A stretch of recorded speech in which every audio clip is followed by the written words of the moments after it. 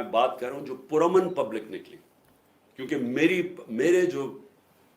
میرے ساتھ جو میرے چاہنے والے، میرے جو ووٹرز ہیں، جو میرے ساتھ جو میرے کارکن ہیں، یہ ہمیشہ 27 سال ہمیشہ ہم پرامن رہے ہیں.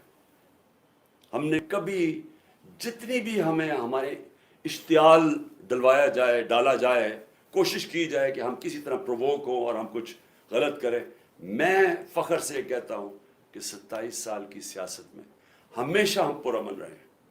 مجھے جب گولی لگتی ہے، کیا میں نہیں، ایک قتل اللہ بچاتا ہے مجھے، کیا تب انتشار نہیں ہونا چاہیے تھا؟ تب کیوں نہیں توڑ پھوڑ ہوئی؟ تب کیوں نہیں گراؤ جھلاؤ یہ جو ہوا ہے؟ کچھ نہیں ہوا، کیونکہ یہ میرا فلسفہ نہیں ہے. میں نے فیصلہ کیا کہ جب میں پرائم منسٹر بنا کہ میں نے اس ملک کے اندر سیرت نبی کو پروموٹ کرنا ہے، کیونکہ ہماری اخلاقیات تباہ ہو چکی ہے، ہماری موریلٹی گر چکی ہے. موریلٹی گری ہوئی ہے تو اس طرح کے چور و چکے سارے ملک کے اوپر بیٹھے ہوئے ہیں. ایک سے ایک بڑا مجرم، جرائم پیشہ آدمی آج ملک کے اوپر بیٹھ گیا ہے. تو جب آپ کی ملک کی اخلاقیات ختم ہوتی ہے، ملک تباہ ہو جاتا ہے. میرا القادر یونیورسٹی کا مقصد بنانے کا تھا کیا؟ کہ اس ملک کے اندر ایک نئی لیڈرشپ پیدا ہو، جو کہ سیرت نبی کے اوپر، جو دنیا کی تاریخ کا سب سے عظیم لیڈر تھے، ان کی کوالٹیز آئیں ان کے اندر، کہ وہ کیا ان کے اندر کوالٹیز تھی کہ انہوں نے ساری دنیا کا نقشہ بدل دیا، اور کیوں اللہ حکم کرتا ان کی سنت پہ چلو. تو وہ مقصد وہ تھا. اور پھر صوفیزم اور روحانیات کے اوپر، اور اس کے علاوہ ٹیکنالوجی پڑھائی جائے گا. تو یہ مقصد تھا اس کا. یہ بے ضمیر آدمی، اس کو شرم نہیں آئی کہ وارنٹ نکال رہے ایک ٹرسٹ کے اوپر، ایک ٹرسٹی ہونے پہ. ایک تو یہ جاہل ہوگا کیونکہ اس سے کوئی بہتر کیس ہی ڈھونڈ لیتا، کیونکہ اور کیس کوئی مل نہیں رہا تھا.